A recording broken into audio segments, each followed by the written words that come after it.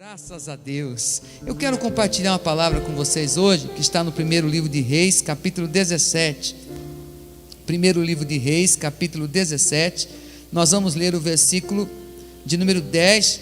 Fala daquele milagre onde Deus usa o profeta para trazer a fartura, a provisão para a casa da viúva. Então, é 1 Reis, capítulo 17, no versículo 10. E hoje nós vamos continuar falando sobre a esperança que você precisa. E hoje o tema é a esperança que você precisa para investir em meio à crise. Então eu vou ler com você. 1 Reis 17, Deus abençoe o pessoal aqui do louvor, da adoração. 1 Reis 17, versículo 10. Então se levantou e foi a Sarepta, e chegando à porta da cidade, eis que estava ali uma mulher viúva, apanhando lenha, e ele a chamou e lhe disse: traze-me, peço-te, num vaso um pouco de água que beba. E indo ela a trazê-la, ele a chamou e lhe disse: traze-me agora também um bocado de pão na tua mão. Porém ela disse: vive o Senhor teu Deus, que nem um bolo tenho, senão somente um punhado de farinha numa panela, e um pouco de azeite numa botija. E vês, aqui apanhei 2 cavacos, vou prepará-lo para mim, para meu filho, para que o comamos e morramos. Elias lhe disse: não temas, vai, faze conforme a tua palavra, porém faze dele primeiro para mim um bolo pequeno, e traze-mo aqui, depois farás para ti e teu filho, porque assim diz o Senhor Deus de Israel: a farinha da panela não se acabará, e o azeite da botija não faltará, até ao dia em que o Senhor dê chuva sobre a terra. E ela foi e fez conforme a palavra de Elias, e assim comeu ela e ele e a sua casa muitos dias. Da panela a farinha não acabou, e da botija o azeite não faltou, conforme a palavra do Senhor que ele falara pelo ministério de Elias. Amém. Fecha os teus olhos. Senhor nosso Deus e Pai, fala conosco por meio da tua palavra nesta noite de quinta-feira, dando direção, esperança, inspiração, força, coragem para todos aqueles que assim precisam e querem viver o sobrenatural. Nós pedimos em nome de Jesus e te agradecemos. Amém. Pode se assentar se você tem o seu assento aí na sua casa. Por favor, fique no seu lugar, não saia daí. Eu sei que quando a gente está assistindo assim, alguma coisa, dá uma vontade de sair para comer, pegar alguma coisa, né? Mas eu não vou ser longo não vou ser demorado. Olha, eu quero continuar falando, como semana passada nós falamos sobre esperança que você precisa para resistir diante das circunstâncias difíceis. Hoje é esperança para investir. Você sabia que é possível a gente investir mesmo em meio à crise, em meio à dificuldade, em meio à luta que nós estamos enfrentando? Pois é, a palavra de Deus nos fala que nós temos e podemos ter esperança. Em Provérbios 23, 18, na parte A, diz assim: certamente haverá bom futuro para você, e a sua esperança não falhará. É necessário ter a esperança. Então aqui certamente haverá bom futuro para você. É uma palavra profética, é uma palavra de fé, que também está citando que a esperança não falhará. Espera em Deus. É interessante que então nós precisamos, como também está escrito em Romanos capítulo 12, verso 12, o apóstolo Paulo fala: alegrem-se na esperança, sejam pacientes na tribulação e perseverem na oração. Alegre-se na esperança. Se você tem esperança, você pode se alegrar. Se você tem alguma esperança, então isto já é motivo para você encontrar forças para a reação. E Paulo está falando: sejam pacientes na tribulação e perseverem na oração. Nós estamos vivendo um tempo de tribulação, onde nós estamos sendo testados, provados por Deus. Deus está permitindo esta tribulação na nossa vida. Então nós temos que ter paciência, inclusive neste momento. Mas ele fala também: perseverem na oração. Então é importante demais entendermos que a crise, ela pode nos lapidar. A crise, a dificuldade, a melhor professora que existe, às vezes pode ser a crise, a tribulação, a luta, a provação. Observe que a crise então pode nos lapidar, pode nos alinhar, desde que a gente esteja com a fé alinhada com Deus, desde que nós tenhamos esperança. Então, a Bíblia nos mostra que o Evangelho de Jesus é de boas notícias. Evangelho significa boas novas, boas notícias. A Bíblia fala também que Deus nos gerou para uma viva esperança. A nossa esperança é a esperança viva, não é? Nós cantamos aqui a esperança viva, não é? Eu provei e vi o mais doce amor. Deus nos deu uma esperança, e essa esperança é Jesus Cristo, é uma esperança viva. Então, preste atenção, você nunca vai gerar boas notícias se você ficar apenas ouvindo e gerando más notícias. Não transmita fake news. Se você não sabe se a notícia que chegou até você, pelo WhatsApp, pelas redes sociais, é verdadeira, não retransmita, mas transmita sempre a boa nova, a boa notícia de que Deus é poderoso, de que Deus está no controle. Olha, o céu não está em crise, a terra pode estar em crise, mas o céu não está em crise. A palavra de Deus nos mostra que nós precisamos e podemos semear esperança. Além de eu ter esperança, eu preciso semear esperança, eu preciso espalhar esperança. Quando eu falo alguma coisa boa, a primeira pessoa que ouve isso sou eu. Quando eu falo, os ossos do meu crânio, eles se movimentam. Os meus ouvidos, eles captam primeiro aquilo que eu estou falando. Então, quando eu estou semeando esperança para alguém, eu também estou colhendo, eu estou recebendo esta semeadura no meu espírito, na minha alma, no meu corpo. Então, nós temos o Espírito Santo, gente. O Espírito de Deus habita em mim e habita em você. O Espírito Santo não foi tirado da terra. A Bíblia nos mostra, nós temos também a palavra de Deus, fonte de esperança. E nós temos a igreja. A igreja é uma fábrica de esperança, é uma fábrica de resultados espirituais para a glória de Deus, de salvação de almas, de libertação de oprimidos. Jesus Cristo é o mesmo de ontem, hoje e eternamente. Observe que nós percebemos que a palavra de Deus está recheada de mensagens, de versículos que falam sobre a esperança. Então você precisa de esperança para investir, em primeiro lugar, em novos planos e projetos para a sua vida. Eu vou repetir: tenha esperança. Você precisa de esperança para investir. Investir no que, pastor? Onde? Em novos planos e projetos para a sua vida. Em Isaías 43:19, na parte A, está escrito assim: vejam, estou fazendo uma coisa nova e já está surgindo. Deus vai fazer algo novo. Ele fala também em Apocalipse 21:5, estou fazendo novas todas as coisas, e acrescentou: escreva isto, pois estas palavras são verdadeiras e dignas de confiança. Então o céu não está em crise. Observe uma coisa, esta mulher viúva, ela estava vivendo um drama com a sua nação, com o seu povo, porque tinha parado de chover. Não foi por quarentena, foi por mais de 3 anos que não choveu, ficou sem chover. A Bíblia diz que o profeta lançou essa palavra que não iria chover, porque o povo precisava de um arrependimento, porque Baal precisava ser derrubado do coração das pessoas, dos idólatras naquele tempo. Então houve um período de seca, de escassez de chuva, de estiagem.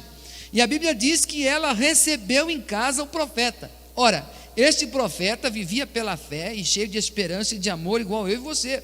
A Bíblia diz que o Senhor ordenou que ele fosse para o ribeiro de Querite, antes de passar na casa da viúva. Ele ficou lá durante um tempo. A Bíblia diz que Deus ordenou aos corvos, e os corvos, as aves, levavam carne para ele, levavam pão e carne para ele. A Bíblia diz que ele tomava da água do ribeiro de Querite. Então ele ficou ali por algum tempo, até que o rio se secou, até que não tinha mais água, ele precisou sair dali. Então você observa que o profeta, o homem de Deus, era uma resposta para a nação.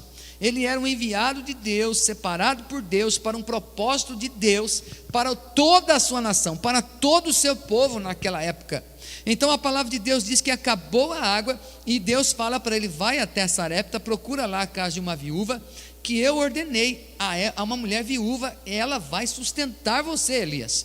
E o Elias foi até a casa dela.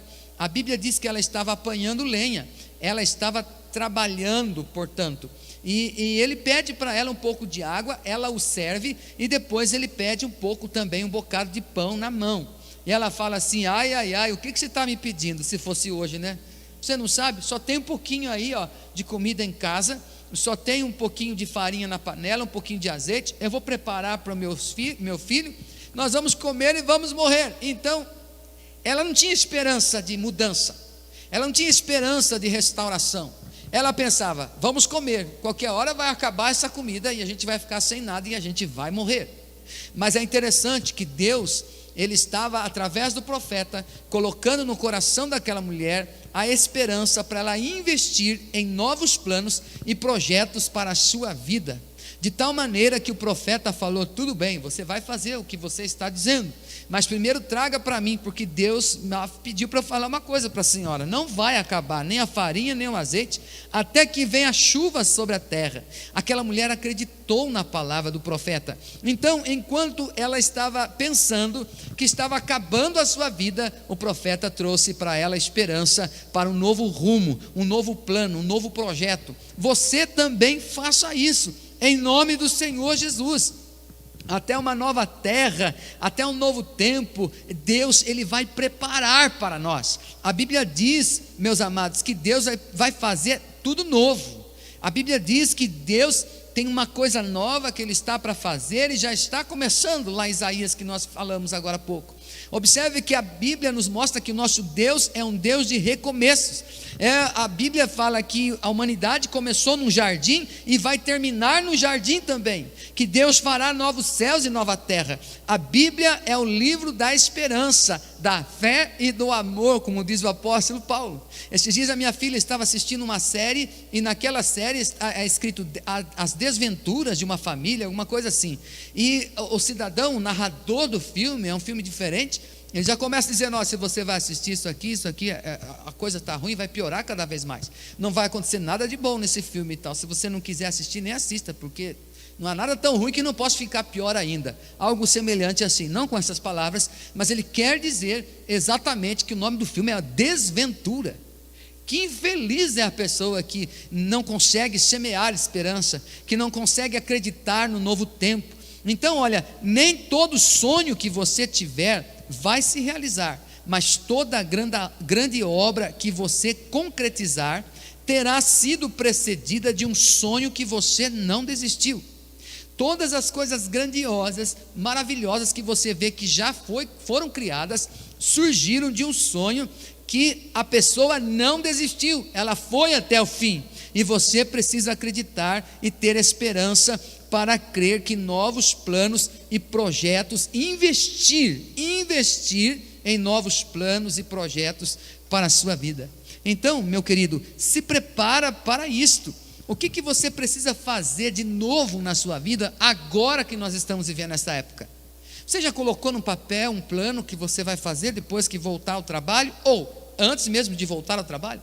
Existe algum projeto que você está colocando para você fazer em casa mesmo? Já pensou em vender alguma coisa online pela internet?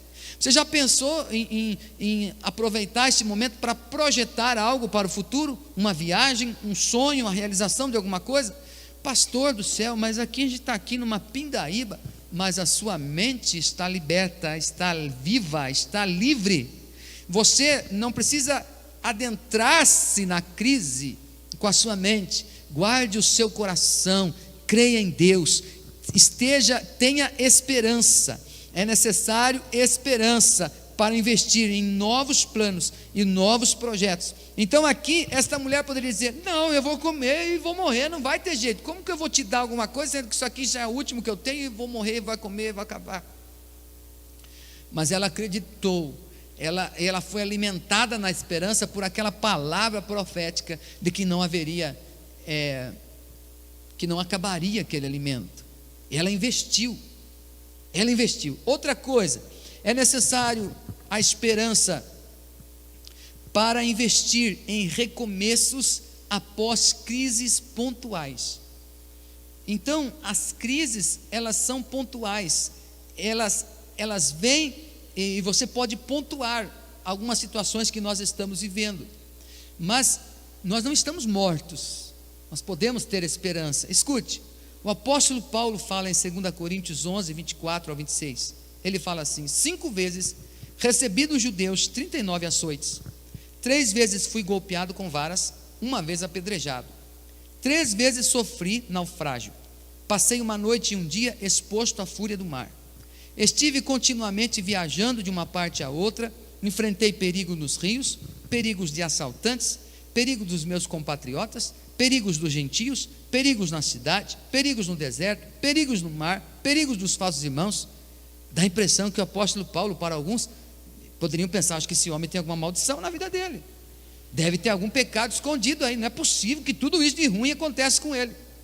Mas o apóstolo Paulo, ele está dizendo para nós: alegrai-vos na esperança, sede pacientes na tribulação, perseverai na oração. Então aqui o profeta, ele já estava acontecendo milagre na vida dele, já tinha ido para o deserto, comido ali, e agora Deus poderia mandar ele para uma senhora, uma pessoa rica, uma pessoa abastada, não é? Uma casa chique, um conforto maior, mas Deus manda ele na casa de uma viúva que só tinha um filho, que só tinha um pouquinho de comida. O justo viverá pela fé. Você também viva pela fé.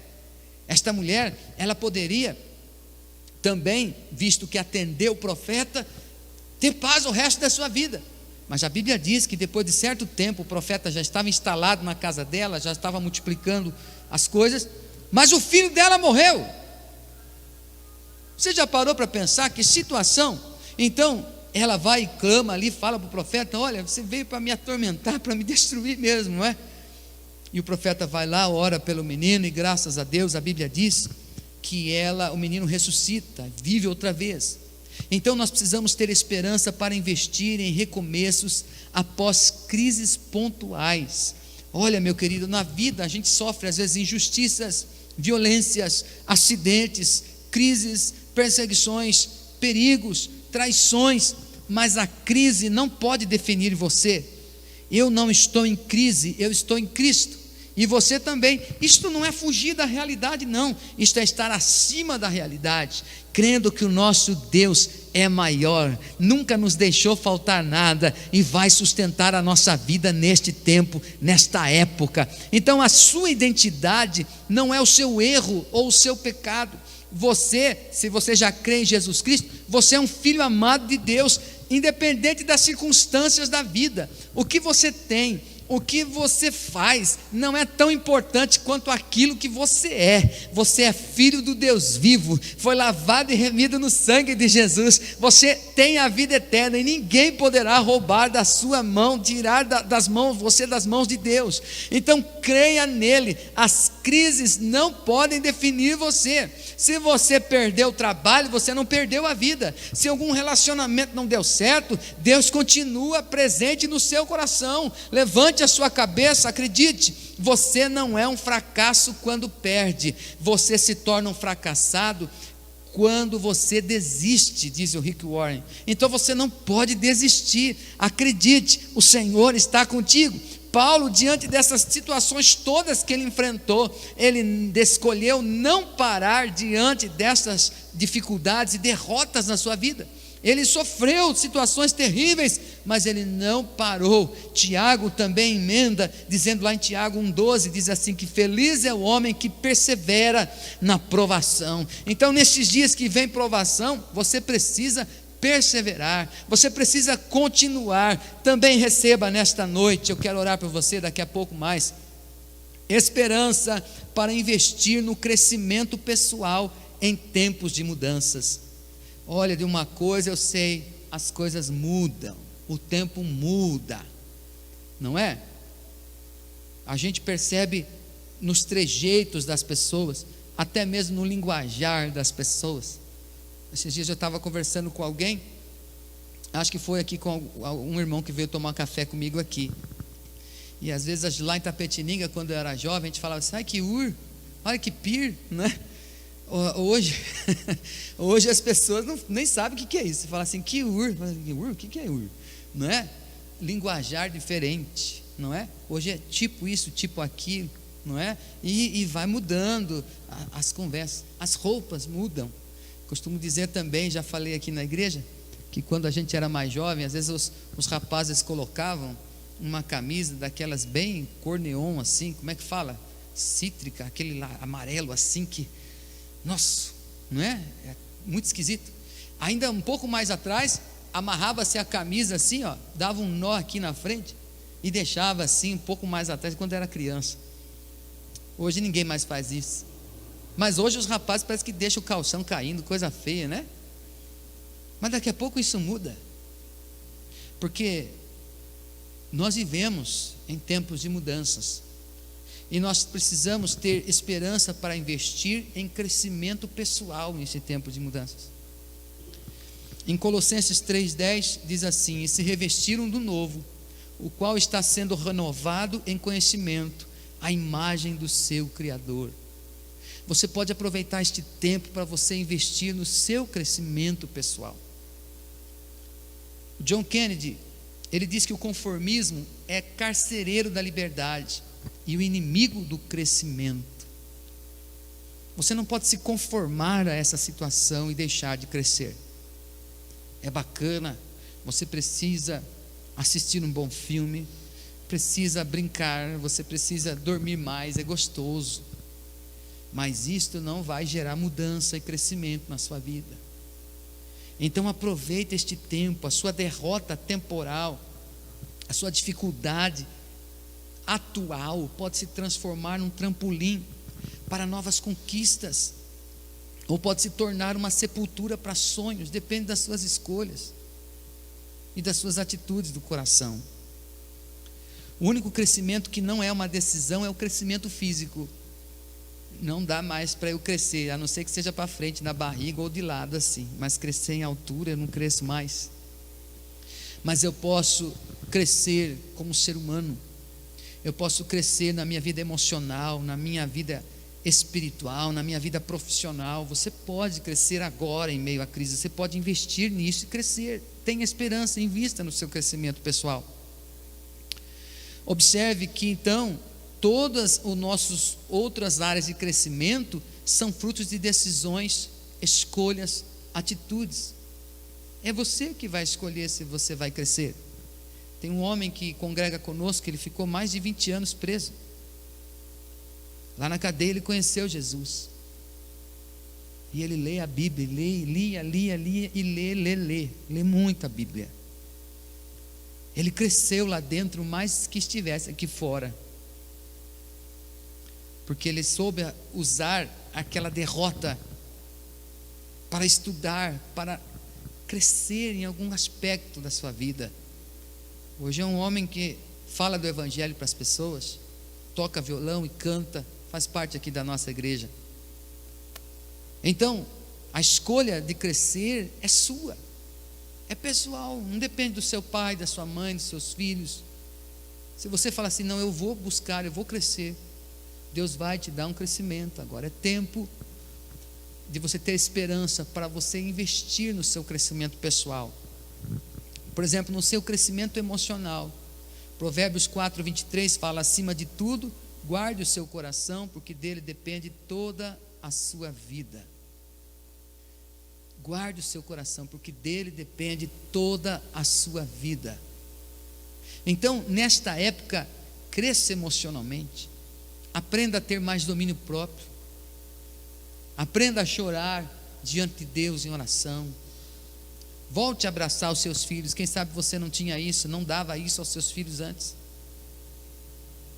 Às vezes aquilo que para você é muito ruim agora, para os teus filhos está sendo motivo de muita alegria, e eles estão crescendo muito por causa da sua presença em casa. Observe que é possível você crescer, e repare, observe isso, busque o crescimento emocional, busque o crescimento espiritual.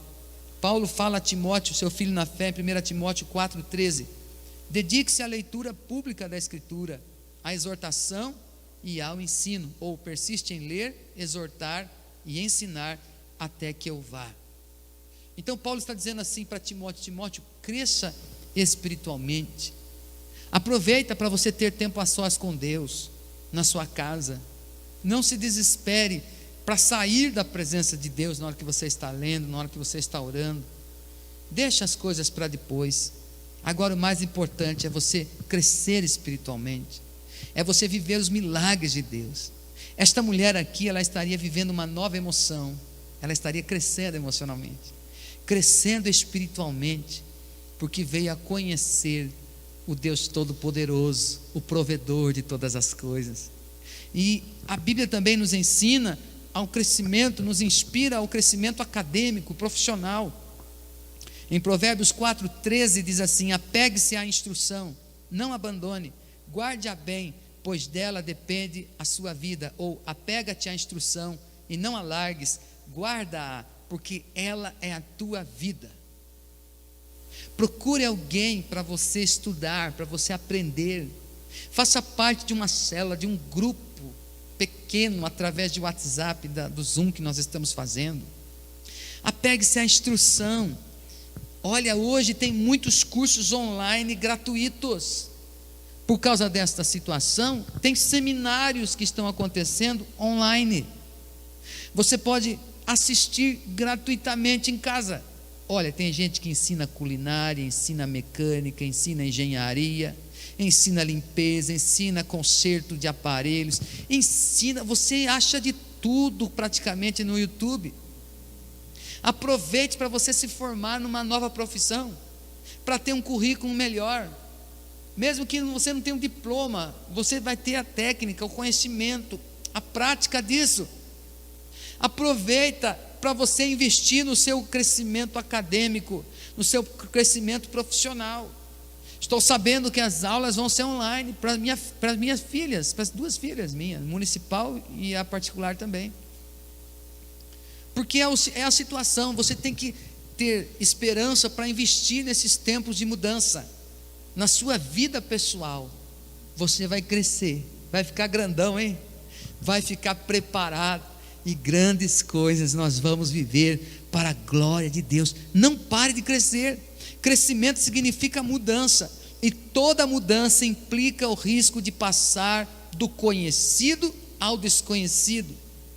Quanto mais você conhece, quanto mais você sabe, menos você vai saber. Você fala assim: poxa, eu acho que eu não sei nada mesmo, porque quanto mais eu sei, menos eu sei que eu sei.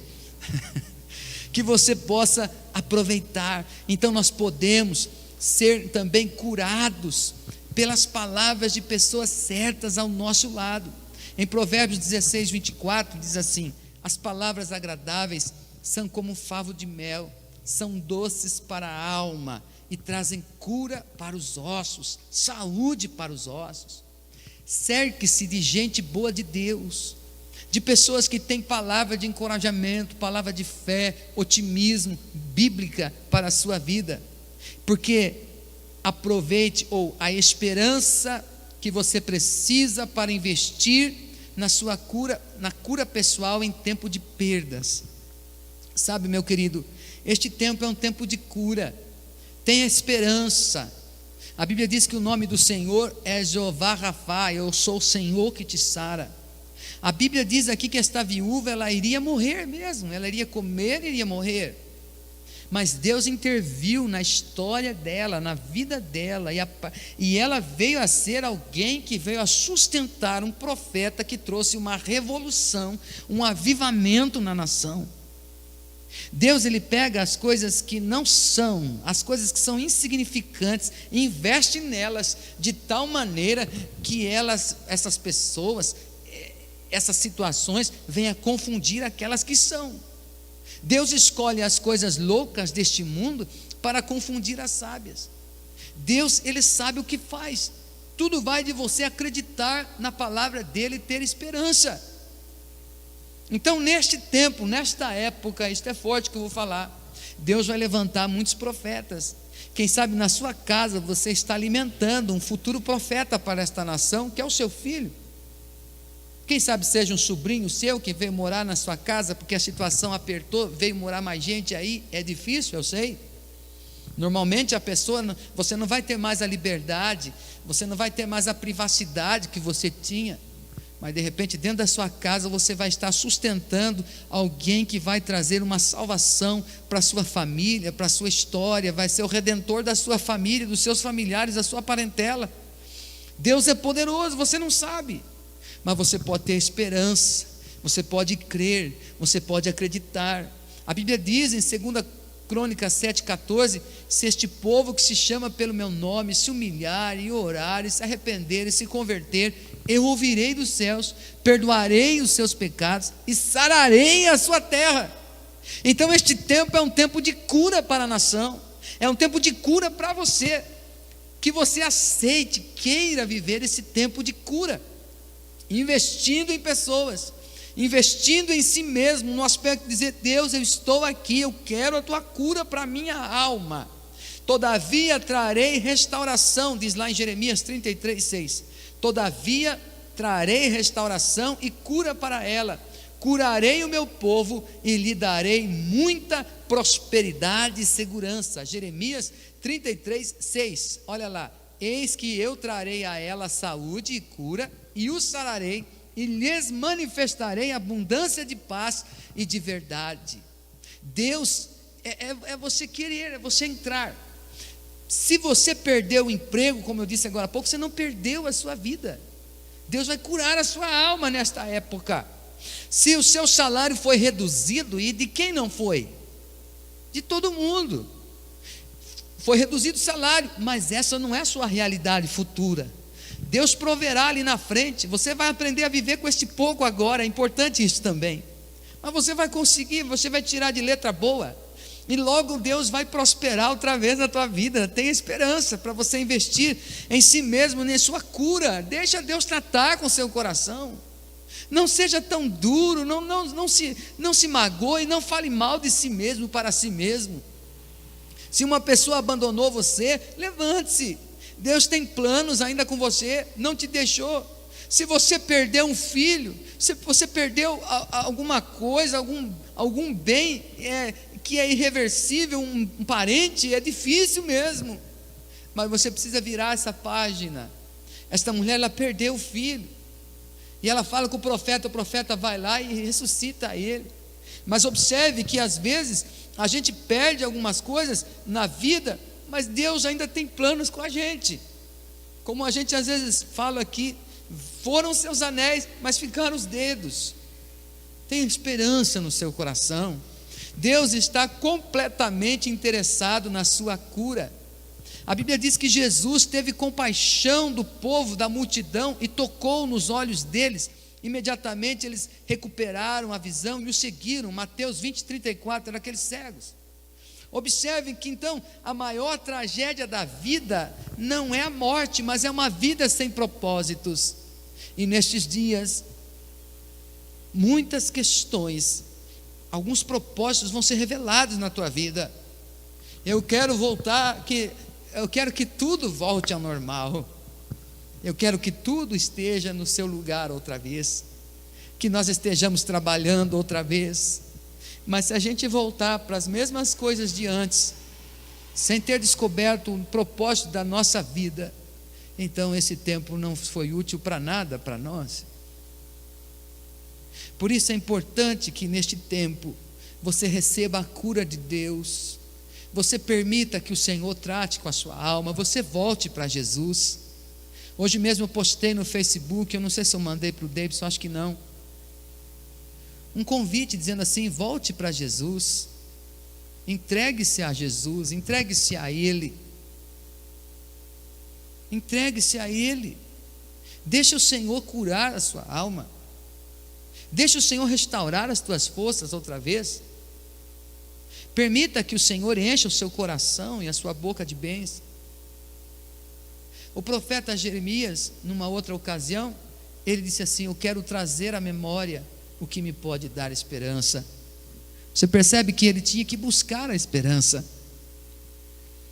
Às vezes nós queremos que Deus faça alguma coisa para a gente não ter o trabalho de buscar, o trabalho de pensar, mas que você hoje possa abrir o coração e dizer: Senhor, eu quero a tua cura. Como diz lá em Salmo 71:14: mas eu sempre terei esperança e te louvarei cada vez mais. Eu esperarei continuamente e te louvarei cada vez mais, em nome de Jesus. Imagina aquela mulher fazendo aquela comida, aquele bolo. Eu não sei como que era o semblante dela. Se ela fez assim, feliz, alegre, graças a Deus, agora vai multiplicar e vai dar tudo certo. Ou se ela fez assim: ai, será que vai dar certo? Será que não vai dar certo? Será que esse homem está me enganando? Não, será que eu vou ter mais essa decepção na minha vida? Eu não sei como ela estava, mas esperança ela teve. Ela não desistiu, ela atendeu. E a Bíblia diz que não acabou a farinha. Ela comeu com seu filho, com o profeta também, que ficou hospedado na casa dela. Era uma viúva, ela tinha perdido o marido, mas ela precisava renovar a esperança. E Deus envia um profeta, não para ser o seu marido, nem o seu homem, não é isso, mas para dar a ela esperança, e para dar a ela também a alegria de no futuro saber que foi contada entre aquelas ou aqueles que cuidaram do homem de Deus, do profeta de Deus. Deus, Ele é tão bom que Ele investe na gente quando a gente está na pior. Deus tem tanta esperança e tanta convicção que Ele investiu em mim o melhor que Ele tinha. Ele não esperou eu melhorar. Quando o mercado está confuso, como nesta época, financeiramente falando, o sistema entra em retração. As pessoas têm medo de investir porque o risco é muito grande e há uma tendência até de perder.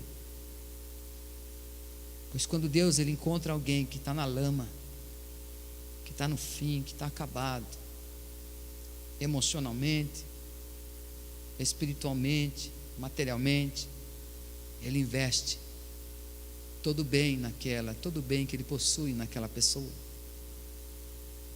E aquela pessoa é transformada da água para o vinho. Jesus Cristo é o mesmo ontem, hoje, eternamente. Estava orando aqui essa semana e Deus falou isso para mim. Eu me lembrei de que até hoje, quanto Deus investe na minha vida.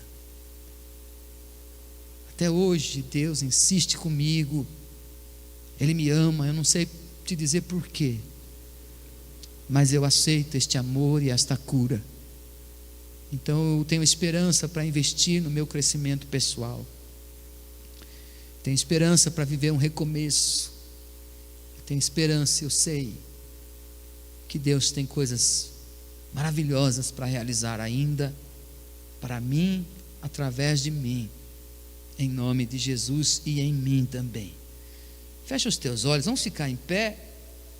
Graças a Deus, Deus vai multiplicar o teu pão, Deus vai multiplicar a tua palavra de encorajamento, Deus vai te dar uma nova canção nesta época, Deus vai te dar um novo hino, Deus vai multiplicar as tuas mensagens, as tuas pregações, os teus temas. Você que é pregador, você que é pastor, Deus vai lhe dar de você viver a multiplicação. Deus vai multiplicar o teu pão, vai multiplicar o teu conhecimento, vai multiplicar a esperança no seu coração, a fé, o amor. Deus faz.